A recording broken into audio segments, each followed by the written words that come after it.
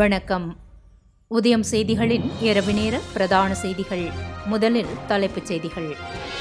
எதிர்வரும் 2022 ஆண்டு வரை இலங்கைக்கு கால அவகாசத்தை வழங்கியது ஐரோப்பிய ஒன்றியம். இந்தியாவின் கரிசனைகளை புறம்தள்ளி செயற்படுவதால் இந்தியாவிடம் இருந்து ஒருபோதுமே ஈழத் தமிழர்கள் நன்மைகளை பெற முடியாது என சம்பந்தனுக்கு பகிரங்க மடல். பவானிபூர் இடைத்தேர்தல், மம்தா பர்னாஜி வெற்றி பெற்றுள்ளார்.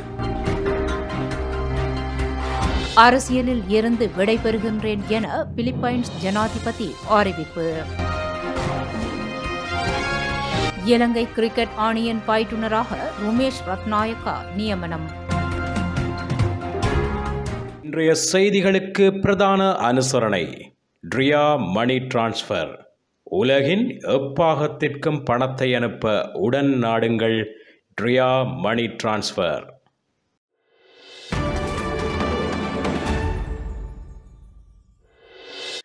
ஏற்கனவே வாக்குறுதி அளிக்கப்பட்டவாறு சர்வதேச நியமனங்களுக்கு அமைவாக பயங்கரவாத தடை சட்டத்தை திருத்தி அமைப்பதற்கு எதிர்வரும் 2022 ஆண்டு வரை ஐரோப்பிய ஒன்றியம் இலங்கைக்கு கால அவகாசத்தை வழங்கியிருக்கின்றது. சிறந்த நிர்வாகம், சட்டத்தின் ஆட்சி மற்றும் மனித உரிமைகள் தொடர்பிலான இலங்கை மற்றும் ஐரோப்பிய ஒன்றியத்திற்கு இடையேயான செயற்குழுவின் 5வது கூட்டம் கடந்த புதன்கிழமை கொழும்பில் நடைபெற்றது. இதன்போது ஆராயப்பட்ட விடயங்கள் தொடர்பில் ஐரோப்பிய ஒன்றியம் மற்றும் இலங்கையினால் நேற்று வெள்ளிக்கிழமை வெளியிடப்பட்டுள்ள கூட்டறிக்கையில் மேலும் கூறப்பட்டிருப்பதாவது: இச்சந்திப்பின் போது சிறந்த நிர்வாகம் மற்றும் சட்டத்தின் ஆட்சி என்பவற்றை உறுதிப்படுத்தல், மனித உரிமைகளை பாதுகாத்தல் என்பன தொடர்பில் இரு தரப்பினரும் தாம் கொண்டிருக்கின்ற கடப்பாட்டை மீளுறுதிப்படுத்தினர். மேலும் அடிப்படை உரிமைகள் மற்றும் சுதந்திரத்தை பாதுகாப்பதில் இரு தரப்பினரும் கொண்டிருக்கும் அக்கறை தொடர்பில் கருத்துக்கள் பரிமாறப்பட்டதுடன் இரு தரப்பினரும் பொதுவான அக்கறைக்குரிய விடயங்கள் ஒன்றிணைந்து பணியாற்றுவதற்கும் இதன்போது இணக்கம் காணப்பட்டது.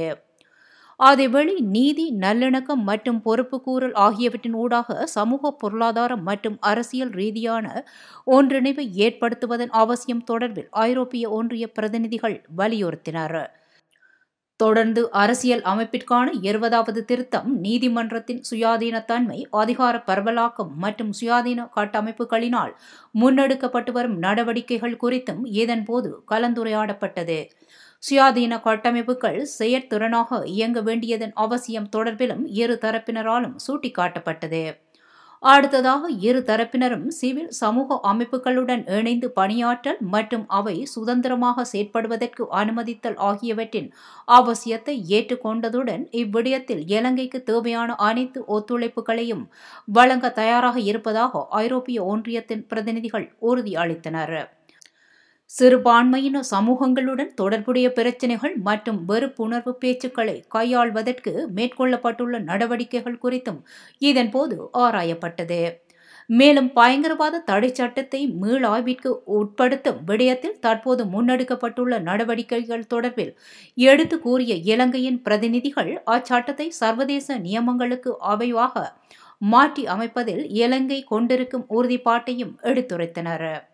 எதிர்வரும் 2022 ஆண்டின் ஆரம்பத்தில் சிறந்த நிர்வாகம், சட்டத்தின் ஆட்சி மற்றும் மனித உரிமைகள் தொடர்பிலான இலங்கை மற்றும் ஐரோப்பிய ஒன்றியத்திற்கு இடையேயான செயற்குழுவின் கூட்டம் நடைபெறுவதற்கு முன்னர் இவ்விடயத்தில் முன்னேற்றகரமான நடவடிக்கைகளை மேற்கொள்வதற்கான உறுதிப்பாடும் எட்டப்பட்டது.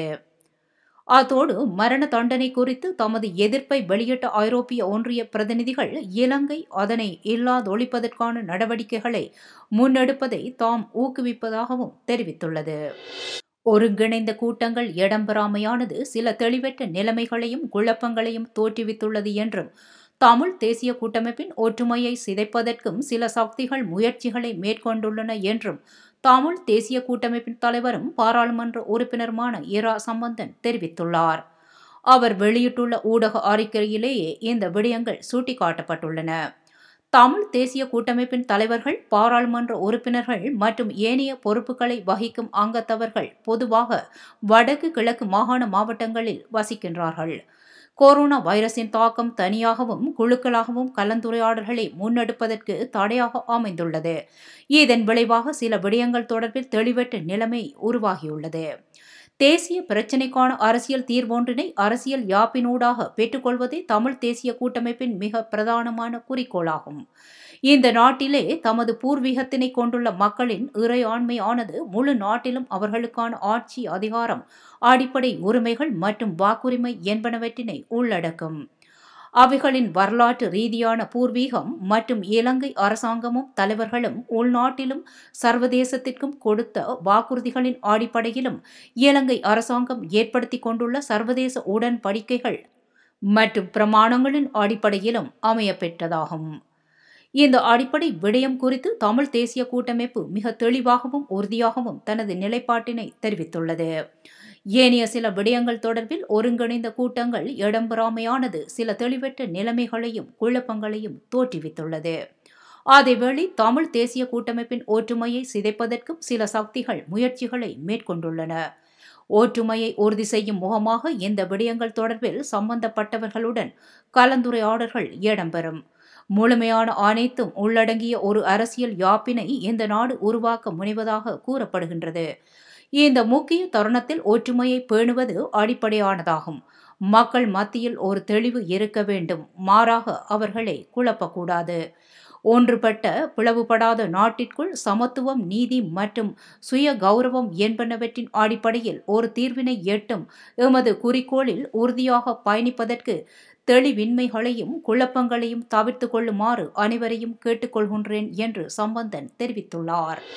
காங்கிரசின் 4 நாடாளுமன்ற உறுப்பினர்களையும் அரசாங்கத்திற்கு தாரை வார்ப்பதற்கு விரும்பவில்லை என்றும் அந்த 4 உறுப்பினர்களும் அரசாங்கத்திற்கு கூஜா தூக்கும் செயற்பாடுகளை முழுமையாக கைவிட வேண்டும் என்றும் ஸ்ரீலங்கா முஸ்லிம் காங்கிரசின் தலைவரும் நாடாளுமன்ற உறுப்பினருமான ரவூப் ஹக்கீம் தெரிவித்துள்ளார். மெய் நிகர் ஊடாக வழங்கிய செவி ஒன்றின் போதே அவர் இந்த விடயத்தினை தெரிவித்துள்ளார். கிழக்கு மாகாணம் உள்ளிட்ட அனைத்து முஸ்லிம்களும் இந்த ஆட்சியாளர்கள் மீது மிகுந்த வெறுப்படைந்துள்ளார்கள் எனவும் ரவூப் ஹக்கீம் தெரிவித்துள்ளார். அரசாங்கத்தின் 20வது திருத்தச் சட்டத்திற்கு ஆதரவாக வாக்களித்ததன் பின்னர் அது தொடர்பில் பல்வேறு பேச்சுக்களை கட்சிக்குள் நடத்தியிருந்தோம். கட்சியின் தலைமையினதும் உயர் பீடத்தினதும் மற்றும் போராளிகளினதும் தீர்மானத்திற்கு மாறாக செயற்படக்கூடாது என்பதை வலியுறுத்தி கூறியிருந்தோம். அதற்கு அந்த உறுப்பினர்களும் இணக்கம் தெரிவித்திருந்தனர். நாடாளுமன்ற குழு கூட்டங்களின் போது கட்சிக்குள் பிளவுகள் என்ற அபிப்பிராயம் ஆதரவாளர்களுக்கும் மக்களுக்கும் சென்று குழப்பங்களை ஏற்படுத்தக்கூடாது. நாடாளுமன்றத்தில் நடைபெறும் வாக்கெடுப்புகளின் போது வாக்களிப்பதற்கு இணக்கம் இல்லாது விட்டால் ஆக குறைந்தது அதில் இருந்து விலகிக் கொள்ளுமாறே அவர்களை வலியுறுத்தி இருந்தோம். அதற்கும் சம்மதம் வெளியிட்டனர். ஆனாலும் புதிய நிதி அமைச்சர் பசில் ராஜபக்ஷவின் நிதி சட்டங்கள் நிறைவேற்றப்பட்ட போது அதற்கு ஆதரவாக வாக்களித்திருந்தார்கள். இது தொடர்பில் அவர்கள் பதில் அளிக்கையில் நிதி அமைச்சரினால் ஒதுக்கீடு செய்யப்படும் அபிவிருத்தி நிதிகள் தமக்கு கிடைக்காது போய்விடும் என்ற அச்சத்தில்தான் ஆதரவாக வாக்களித்தோம் என தெரிவித்திருக்கின்றனர். இந்த உறுப்பினர்கள் முதலில் அபிவிருத்தி என்ற மாயையில் இருந்து வெளிவர வேண்டும். கிழக்கு மாகாணம் உள்ளிட்ட அனைத்து முஸ்லிம்களும் இந்த ஆட்சியாளர்கள் மீது மிகுந்த வெறுப்படைந்துள்ளார்கள். அவ்விதமாக இருக்கையில் ஆட்சியாளர்களுக்கு கூஜா தூக்குவதை எம்மவர்கள் முதலில் நிறுத்த வேண்டும். அவ்வாறு இல்லாதுவிட்டால் அவர்கள் அதற்குரிய விலையை நிச்சயம் கொடுக்க வேண்டி வரும். இந்த உறுப்பினர்களை அரசாங்கத்திற்கு தாரை வார்த்துவிடக்கூடாது என்பதற்காக நான் ஒழுங்காற்று நடவடிக்கைகள் அல்லது கட்சியில் இருந்து அகற்றுதல் போன்ற கடுமையான தீர்மானங்களை இதுவரையில் எடுக்காது இருக்கின்றேன். ஆகவே இவர்கள் தற்போதுள்ள யதார்த்தத்தினை புரிந்து கொண்டு முஸ்லிம் காங்கிரஸ் முஸ்லிம்களுக்கான உரிமைகளை வென்றெடுப்பதற்கான கட்சி என்பதை உணர்ந்து கொண்டு அமைச்சு பதவிகளுக்கு சோரம் போகாது தற்போதுள்ள 2 கட்ட நிலை கைவிட்டு முடிவொன்றை அவர்கள் எடுக்க வேண்டும் என்றும் அவர் மேலும் தெரிவித்துள்ளார். ஐக்கிய இலங்கைக்குள் சமத்துவம், நீதி, சமாதானம், கௌரவம் ஆகியவற்றிற்கான தமிழ் மக்களின் அபிலாசைகளுக்கு தீர்வை காண வேண்டும் என இலங்கைக்கு விஜயம் செய்துள்ள இந்திய வெளிவிவகார செயலாளர் ஹர்ஷ வர்தன் ஷ்ரிங்லா தெரிவித்துள்ளார். ஆங்கில ஊடகம் ஒன்றுக்கு வழங்கிய நேர்காணலில் அவர் இந்த விடயத்தை தெரிவித்துள்ளார். இந்தியா, இலங்கை உட்பட அனைத்து அயல் நாடுகளினுடனும் அமைதியான உறவுகளை பேண விரும்புகின்றது. இது கடல்சார் பாதுகாப்பு மற்றும் அபிவிருத்தி ஆகியவற்றிற்கு முக்கியமானது. இரு தரப்பின் மத்தியிலான இந்த பல்வகைப்பட்ட ஈடுபாடுகள் ஒரு நாட்டின் ஐக்கியம், ஆழ்புல ஒருமைப்பாடு ஆகியவற்றின் மீதான பரஸ்பர மதிப்பின் அடிப்படையிலானவை. வரலாற்றின் அடிப்படையில் ஆழமான நாகரிகம் மற்றும் கலாச்சார உறவுகள் அடிப்படையில் நெருக்கமாக இணைக்கப்பட்டுள்ளதால் இரு நாடுகளிற்கும் பரஸ்பர வளம் மற்றும் பாதுகாப்பு குறித்த நலன் உள்ளது. எங்களின் பகிரப்பட்ட வரலாற்றின் போது இலங்கை விடுத்த பாதுகாப்பு உதவிக்கான வேண்டுகோளிற்கு இந்தியா சாதகமான பதிலை அளித்துள்ளது. இலங்கையின் தலைவர்களாக அக்கால பகுதியில் பதவி வகித்தவர்களின் விருப்பங்களினை முழுமையாக மதிக்கும் நடவடிக்கைகளின் மூலம் அவற்றை நிறைவேற்றியது.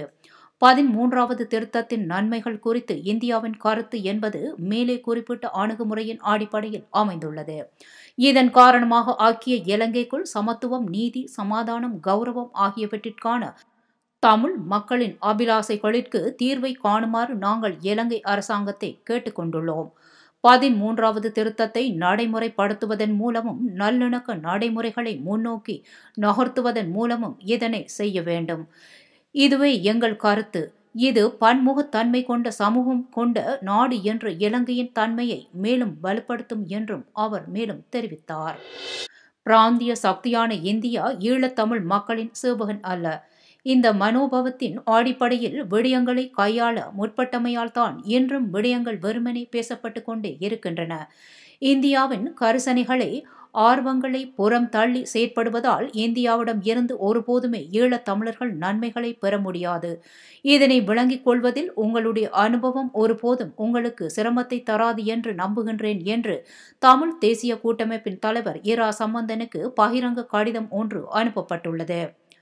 மூலோபாய கற்கைகளுக்கான திருகோணமலை நிலையத்தின் பணிப்பாளரும் அரசியல் ஆய்வாளருமான ஜதீந்திரா இந்த பகிரங்க கடிதத்தை சம்பந்தனுக்கு அனுப்பி வைத்துள்ளார். 2015 ஏற்பட்ட ஆட்சி மாற்றமானது மக்கள் மத்தியிலும் ஒரு நம்பிக்கை ஒளியை சிறிது காலம் பரப்பியிருந்தது. அந்த காலத்தை திறம்பட கையாளுவதற்கான அனைத்து ஆற்றலும் உங்களிடம் இருந்த போதிலும் கூட வாய்ப்புகள் அனைத்தும் வீணாகின. காலம் சென்ற அப்பா பிள்ளை அமிர்தலிங்கத்திற்கு பின்னர் எதிர்க்கட்சி தலைவர் ஆசனத்தை அலங்கரித்த ஒரு தமிழ் தலைவர் என்னும் பெருமை உங்களுக்கு கிடைத்ததை தவிர குறிப்பிட்டு சொல்லக்கூடிய எந்த நன்மையும் தமிழர் வாழ்வில் ஏற்படவில்லை. வர முடியாத புதிய அரசியல் யாப்பு ஒன்றிற்காக கிடைத்த வாய்ப்பான காலம் முழுவதும் வீணாகியது. இந்தியா எந்த 13வது திருத்தச் சட்டத்தை வலியுறுத்துகின்றதோ அதனை நாங்களும் ஏற்றுக்கொள்கின்றோம் என்று கூறுவதுதான் இன்றைய நிலையில் நீங்கள் எடுக்கக்கூடிய சரியான முடிவாகும்.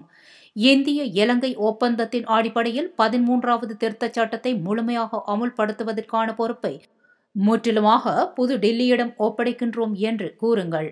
அவ்வாறு இல்லாது புதுடில்லியால் தலையீடு செய்ய முடியாத புதிய அரசியல் யாப்பு தொடர்பில் அவர்களிடம் வலியுறுத்தி கொண்டிருப்பதால் எவ்வித பயனும் ஏற்படுத்தாது. ஏற்கனவே புதிய அரசியல் யாப்பு தொடர்பில் பேசி 5 வருடங்களை வீணாக்கிய அனுபவத்தில் இருந்தே நீங்கள் சிந்திக்க வேண்டும். பிறிதொரு விடயத்தையும் நீங்கள் கருத்தில் கொள்ள வேண்டும். அதாவது இதுவரை புதுடில்லி மட்டும் வலியுறுத்தி வந்த 13வது திருத்தச் சட்டம் தொடர்பில் இப்போது மேற்குலக நாடுகளும் வலியுறுத்துகின்றன. ஜெனீவா பிரேரணையிலும் அரசியல் தீர்வு தொடர்பான விடயத்தில் 13வது திருத்தச் சட்டம் மாகாண சபை தொடர்பிலேயே வலியுறுத்தப்பட்டிருக்கின்றது. ஜெனீவா பிரேரணை என்பது மேற்குலக தாராளவாத நாடுகளின் நிலைப்பாடுதான். இன்றைய சூழலில் எது சாத்தியமோ அதனை பற்றி மட்டும் சிந்தியுங்கள். நாளை என்ன நடக்கும் என்பதை எவரும் அறியார். இலங்கையின் அரசியல் நிலைமைகளில் ஏற்படும் மாற்றங்களால் இதனை விடவும் உயர்ந்த அரசியல் தீர்வொன்று சாத்தியப்படுமாயின் அது நமது அடுத்த தலைமுறைக்குரியது. உங்கள் தலைமுறையில் எதனை செய்ய முடியுமோ அதனை பற்றி மட்டும் சிந்தியுங்கள். காலத்தை தவறவிட்டுவிட்டு பின்னர் மற்றவர்கள் மீது குற்றம் சாட்டுவதில் பயனில்லை. கல்முனை விடயத்தில் நியாயத்தை விட தமிழ் கூட்டமைப்பின் உறவே ஹக்கீமுக்கு அவசியம் என கல்முனை சமூக மேம்பாட்டிற்கான நல்லிணக்க பேரவையின் தலைவர் MHM இப்ராஹிம் தெரிவித்துள்ளார். இது தொடர்பில் அவர் மேலும் தெரிவிக்கையில், தமிழ் தரப்பு அரசியல்வாதிகள் அரசாங்கத்தோடு பயணிக்கின்ற முஸ்லிம் காங்கிரஸ் உறுப்பினர்களை சாடுவதன் உண்மையான நோக்கம் பாராளுமன்ற உறுப்பினர் HMM ஹரிஸ் அரசாங்கத்திற்கு ஆதரவளிப்பதை தடுப்பதுதான். தமிழ் அரசியல்வாதிகளுக்கு வடகிழக்கு இணைப்பு எவ்வளவு முக்கியமோ அதேபோன்று முக்கியமான விடயமாகத்தான் கல்முனை உப பிரதேச செயலகத்தை தரம் உயர்த்தி அதன் எல்லைகளை பலப்படுத்துவதையும் குறிக்கோளாக கொண்டுள்ளார்கள். அதற்கு தடையாக ஹரீஷ் எம்பி இருக்கின்றார் என்ற காரணத்திற்காகவே எப்படியாவது அரசாங்கத்தை விட்டு இவரை வெளியேற்றிவிட வேண்டும் என்று கடும் பிரயத்தனம் செய்கின்றார்கள் என்பதே உண்மையாகும். இதற்கு மறைமுகமான ஆதரவை ஹக்கீமும் வழங்கி வருகின்றார் என MHM இப்ராஹிம் தெரிவித்துள்ளார். கொழும்பு துறைமுகத்தின் மேற்கு முனையத்தின் முழு அதிகாரத்தையும் வெளிநாட்டு நிறுவனம் ஒன்றுக்கு வழங்கியிருப்பது மிகவும் ஆபத்தானது என ஐக்கிய மக்கள் சக்தி பாராளுமன்ற உறுப்பினர் திஸ்ஸ ஆத்தநாயக்க தெரிவித்தார். கொழும்பில் இன்று காலை இடம்பெற்ற சமய நிகழ்வொன்றின் பின்னர் ஊடகங்களுக்கு கருத்து தெரிவிக்கையிலேயே அவர் இவ்வாறு குறிப்பிட்டார். ஒரு நாட்டின் துறைமுகங்கள் என்பது அந்த நாட்டின் பிரதான வருமானம் ஈட்டும் இடமாகும். எந்த நாடும் தங்கள் துறைமுகங்களை வெளிநாடுகளுக்கு வழங்குவதில்லை. என்றாலும் துறைமுக அபிவிருத்தியை வெளிநாடுகளின் முதலீடுகள் உதவியுடனே மேற்கொள்ள வேண்டி இருக்கின்றது என்பதை நாங்கள் ஏற்றுக்கொள்கின்றோம். ஆனால் 51% பங்கை வழங்கியதுதான் தவறு. அதனால் துறைமுகத்தின் வருமானத்தில் 15% துறைமுக அதிகார சபைக்கு கிடைக்கின்றது. ஏனைய 85% இந்திய அத்தானி நிறுவனத்திற்கே செல்கின்றது. இது மிகப்பெரிய அநியாயமாகும் என்றும் அவர் இதன்போது கூறினார். 4 நாள் உத்தியோகபூர்வ விஜயத்தை மேற்கொண்டு இலங்கை வந்துள்ள இந்திய வெளிவிவகார செயலாளர் ஹர்ஷவர்தன் ஸ்ரிங்லா இன்று யாழ் மாவட்டத்திற்கு விஜயம் செய்துள்ளார். வெளிவிவகார அமைச்சின் செயலாளர் ஜெயநாத் கொலம்பகேவின் அழைப்பின் பேரில் இந்திய வெளிவிவகார செயலாளர் இலங்கைக்கு 4 நாள் உத்தியோகபூர்வ விஜயமாக நேற்று இரவு இலங்கை வந்தார். இன்று யாழ் மாவட்டத்திற்கு விஜயம் செய்த இந்திய வெளிவிவகார செயலாளர் நாளைய தினம் ஜனாதிபதி கோத்தபாய ராஜபக்ஷ, பிரதமர் மஹிந்த ராஜபக்ஷ ஆகியோரை சந்தித்து பேச்சுவார்த்தை நடத்திய பின்னர் வெளிவிவகார அமைச்சர் GL பீரிஸ் மற்றும் வெளிவிவகார அமைச்சின் செயலாளர் ஆகியோருடன் இருதரப்பு விவகாரங்கள் குறித்து பேச்சுவார்த்தை நடத்தவுள்ளார். அத்துடன் இந்திய அரசுடன் இணைந்து இலங்கையில் மேற்கொள்ளப்பட்டு வரும் இந்திய செயற்திட்டங்கள் குறித்து பார்வையிடுவதற்காக திருகோணமலையில் பெட்ரோலிய கூட்டுத்தாபனத்தின் களஞ்சிய சாலைக்கு சென்று தாங்கிகளை இன்று ஞாயிற்றுக்கிழமை பார்வையிட்டார்.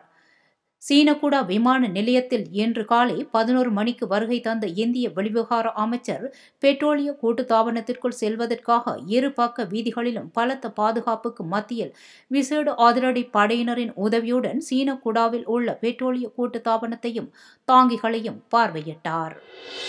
கிரான் பிரதேச செயலாளர் பிரிவுக்குட்பட்ட புனானை மேற்கு பகுதிக்குட்பட்ட ஆணைக்கட்டு பகுதியில் உள்ள 6 நபர்களுக்குரிய காணியில் கிரவல் அகழ்வுக்கு அனுமதி வழங்கப்பட்டு பாரிய குழியில் தோண்டி கிரவல் அகழப்படுவதற்கு எதிராக அப்பிரதேச மக்கள் போராட்டத்தில் ஈடுபட்டுள்ளனர். நேற்று சனிக்கிழமை அப்பகுதி மக்கள் மற்றும் சிறுவர்கள் கிரவல் அகழ்வுக்கு எதிர்ப்பு தெரிவித்து கவனஈர்ப்பு ஆர்ப்பாட்டத்தில் ஈடுபட்டதுடன் மட்டக்களப்பு மண் ராஜபக்ஷக்களின் கூடாரமா என்ற பதாதைகளுடன் சிறுவர்களும் ஈடுபட்டிருந்தனர். குறித்த காணிக்கு உரிமை கோரி 6 குடும்பங்களைச் சேர்ந்தவர்கள் ஆர்ப்பாட்டத்தில் ஈடுபட்டனர். சுமார் 6 ஏக்கர் நிலப்பரப்பில் அதிகளவான பகுதி கிரவல் தோண்டப்பட்டு பெரிய அளவிலான மரங்களும் வெட்டப்பட்டுள்ளது. தற்பொழுது குறித்த காணியில் பயன் தரும் மாம்பழம், மாதுளை, மரவள்ளி போன்ற பயிர்கள் செய்கை பண்ணப்பட்டுள்ளது. 2015ஆம் ஆண்டு தொடக்கம் குறித்த காணியில் பயிர் செய்கை பண்ணுவதற்காக பிரதேச செயலாளரினால் வழங்கப்பட்டிருப்பதாக தெரிவித்ததுடன் தற்போது அரச காணியில் எவ்வாறு பயிர் செய்ய முடியும் என பிரதேச செயலாளர் கேட்பதாக மக்கள் குற்றம் சுமத்தியுள்ளனர். சந்திவெளியில் உள்ள ஒரு தனி நபருக்கு கிரவல் அகழ்வதற்கு அனுமதி வழங்கப்பட்டுள்ளதுடன் கிரவல் அகழ்விற்கு எதிராக வாழைச்சேனை போலீசில் 6 நபர்களும் போலீசில் முறைப்பாடு செய்துள்ளனர். குறித்த விடயம் தொடர்பாக பிரதேச செயலாளரை வினாவிய போது குறித்த சம்பவம் தொடர்பாக போலீசில் முறைப்பாடு செய்யப்பட்டுள்ளதால் சட்டப்படி நடவடிக்கை எடுக்கப்படும் என தெரிவித்துள்ளார். தற்போதைய அரசாங்கம் எந்த நேரத்திலும் தேர்தலை சந்திக்க தயாராக இருப்பதாக விளையாட்டுத்துறை அமைச்சர் நாமல் ராஜபக்ஷ தெரிவித்துள்ளார். ஊடகங்களிடம் இன்று பேசிய அவர் தங்கள் ஆணையை புதுப்பிக்க பொதுமக்கள் முன் செல்ல தயங்க மாட்டேன் என்று தெரிவித்தார். வாக்காளர்கள் அரசாங்கங்களை தேர்ந்தெடுக்கின்றார்கள் என்பதால் ஆணையை புதுப்பிக்க அவர்களுக்கு அவ்வப்போது வாய்ப்பு வழங்கப்பட வேண்டும். சரியான நேரத்தில் தேர்தலை நடத்துவார்கள் என்று அவர்கள் நம்புகின்றார்கள் எனவும் அவர் கூறியுள்ளார். இதனிடையே தேர்தல்களை நடத்துவதற்கு தாம் தற்போது கலந்துரையாடல்களை நடத்தவில்லை. ஆனால் மக்களுக்கு சலுகைகளை வழங்குவதற்காகவே பணியாற்றி வருவதாகவும் அமைச்சர் நாமல் ராஜபக்ஷ கூறினார். வரவு செலவு திட்டத்தின் மூலம் கிராமப்புற பொதுமக்களுக்கு நிதி ஒதுக்கீடு செய்துள்ளதாகவும் குறித்த நிதி அவர்களுக்கு உரிய முறையில் சென்றடைவதை உறுதி செய்ய வேண்டும் என்றும் அவர் மேலும் கூறியுள்ளார்.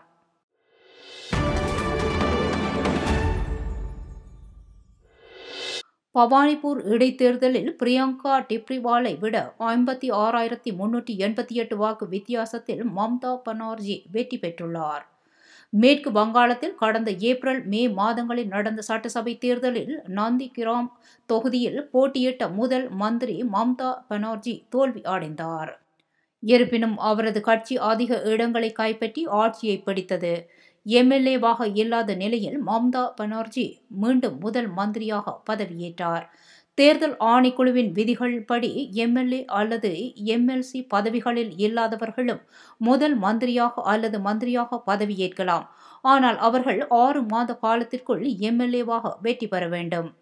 இந்நிலையில் மம்தா பானர்ஜி பவானிபூர் தொகுதியில் போட்டியிட்டார். அவரை எதிர்த்து பெண் வக்கீல் பிரியங்கா டிப்ரிவாலையை பாரதிய ஜனதா கட்சி வேட்பாளராக அக்கட்சி நிறுத்தியது. கடந்த மாதம் 30ஆம் தேதி இந்த தொகுதியில் வாக்குப்பதிவு நடந்த நிலையில் பவானிபூர் உள்ளிட்ட 3 தொகுதி இடைத்தேர்தலில் பதிவான வாக்குகள் எண்ணும் பணி 3 அடுக்கு பாதுகாப்புடன் இன்று தொடங்கி நடைபெற்றது.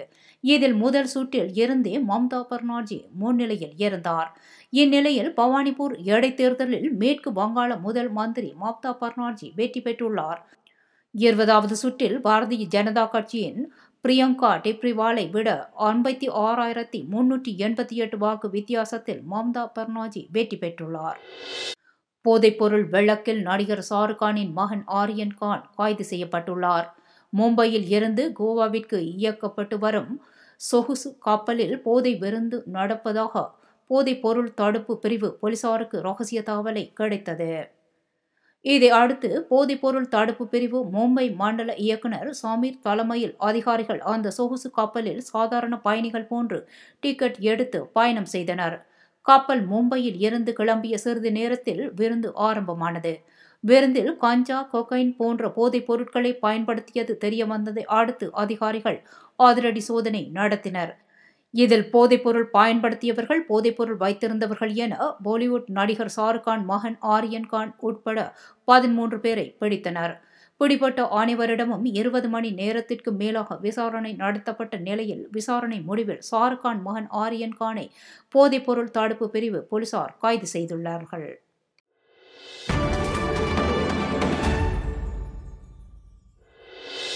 பிலிப்பைன்ஸ் நாட்டின் ஜனாதிபதி ரொட்ரிகோ டுட்டெர்டே அரசியலில் இருந்து விடைபெறுவதாக தெரிவித்துள்ளார். 76 வயதான ரொட்ரிகோ டுட்டெர்டே மக்களின் விருப்பத்தினை ஏற்று இந்த முடிவை எடுத்துள்ளதாக அவர் தெரிவித்துள்ளார். அரசியலில் இருந்து நான் இன்றுடன் விடைபெறுகிறேன். என்னை இந்த ஜனாதிபதி பொறுப்பில் உட்கார வைத்த மக்களின் விருப்பத்தின்படி நான் தற்போது அரசியலில் இருந்து விலகுகிறேன். எப்போதும் மக்களின் விருப்பத்தை மதிப்பவன் நான் என அவர் தெரிவித்துள்ளார். அடுத்த ஆண்டு பிலிப்பைன்ஸ் நாட்டில் ஜனாதிபதி பதவிக்கான தேர்தல் நடைபெற உள்ள நிலையில் ஜனாதிபதி ரொட்ரிகோவின் நகர்வை கூர்ந்து கவனித்து வரும் அரசியல் விமர்சகர்கள் தனது மகளை ஜனாதிபதி பதவிக்கு கொண்டு வரும் நோக்கில் இதை அவர் செய்திருக்கலாம் என தெரிவித்துள்ளனர். அவரது மகள் சாரா தற்போது டவாவோ நகர மேயராக பதவி வகித்து வருகிறார். தந்தையை தொடர்ந்து ஜனாதிபதி பதவிக்கு அவர் தேர்தலில் போட்டியிடலாம் என சொல்லப்படுகிறது. ரொட்ரிகோ தன்னை தொடர்ந்து தனது மகள் அந்த பொறுப்புக்கு வரலாம் என வாரிசு அரசியலுக்கு ஆதரவு தெரிவித்துள்ளார். அமெரிக்காவில் கருக்கலைப்பு செய்ய விதிக்கப்பட்ட தடைக்கு எதிர்ப்பு தெரிவித்து பெண்கள் போராட்டங்களில் ஈடுபட்டுள்ளனர். கருவில் இருக்கும் சிசுவுக்கு இதய துடிப்பு கண்டறியப்பட்டால் அதற்கு பின்னர் அக்கருவை கலைப்பதற்கு தடை விதிக்கும் சட்டம் நேற்று முன்தினம் முதல் அமெரிக்காவின் டெக்சாஸ் மாகாணத்தில் அமலுக்கு வந்துள்ளது. இதனால் ஏறத்தாழ கருக்கலைப்பு என்பதே செய்ய முடியாத நிலை அங்கு எழுந்துள்ளது. அமெரிக்க உச்ச நீதிமன்றமும் கருக்கலைப்புக்கு எதிரான தீர்ப்பையை அளித்துள்ளது. அமெரிக்காவின் பிற பகுதிகளிலும் கருக்கலைப்புக்கு கடும் கட்டுப்பாடுகள் வர வாய்ப்புள்ளதாக தகவல்கள் வெளியாகியுள்ளன. இதற்கு எதிர்ப்பு தெரிவித்து டெக்சாஸில் பெண்கள் போராட்டத்தில் ஈடுபட்டு வருகின்றனர். என் உடல், என் விருப்பம், என் உரிமை என அவர்கள் முழக்கம் எழுப்பி வருகின்றனர். இவர்களுக்கு ஆதரவாக வாஷிங்டன் உள்ளிட்ட மற்ற நகரங்களிலும் போராட்டங்கள் வலுக்கத் தொடங்கியுள்ளது. அமெரிக்காவின் 50 மாகாணங்களில் உள்ள 600 நகரங்களில் போராட்டம் விரிவடைய உள்ள நிலையில் அவற்றில் 25 லட்சம் பேர் பங்கேற்பார்கள் என தெரிகிறது. எனினும் கருக்கலைப்புக்கு விதிக்கப்பட்ட தடையை ஆதரித்தும் அதை எதிர்ப்பவர்களை கண்டித்தும் சில தரப்பினர் போராட்டத்தில் ஈடுபட்டுள்ளனர்.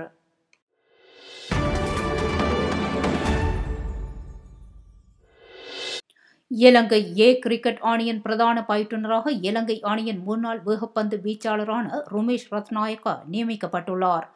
இம்மாதம் இலங்கைக்கு கிரிக்கெட் சுற்றுலா மேற்கொள்ளவுள்ள பாகிஸ்தான் ஏ கிரிக்கெட் அணிக்கு எதிரான தொடரில் பங்கேற்கவுள்ள இலங்கை ஏ கிரிக்கெட் அணிக்கு தலைமை பயிற்றுநராக ருமேஷ் ரத்நாயக்கா செயற்படவுள்ளார். இவர் இதற்கு முன்னரும் இலங்கை தேசிய கிரிக்கெட் அணியின் தலைமை பயிற்றுநர் மற்றும் வேகப்பந்து வீச்சு பயிற்றுநர் போன்ற பல்வேறு பொறுப்புகளை வகித்துள்ளார். தலைமை பயிற்றுநர் ருமேஷ் ரத்நாயக்கவுக்கு பக்கபலமாக துடுப்பாட்ட பயிற்றுநராக ருவின் பீரிஸையும், பந்துவீச்சு பயிற்றுநராக தர்ஷன கமகேவையும், சுழல் பந்து வீச்சு பயிற்றுநராக சஜீவ வீரகோனையும் ஸ்ரீலங்கா கிரிக்கெட் நிறுவனம் நியமித்துள்ளது. பாகிஸ்தான் ஏ கிரிக்கெட் அணிக்கு எதிராக இலங்கை ஏ கிரிக்கெட் அணி 4 நாட்கள் கொண்ட 2 உத்தியோகபெற்ற டெஸ்ட் போட்டிகளிலும் உத்தியோகபெற்ற 3 ஒருநாள் போட்டிகளிலும் விளையாடவுள்ளன.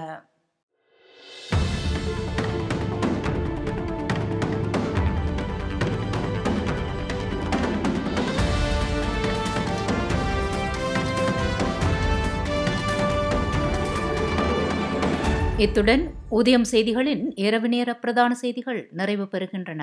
வணக்கம்.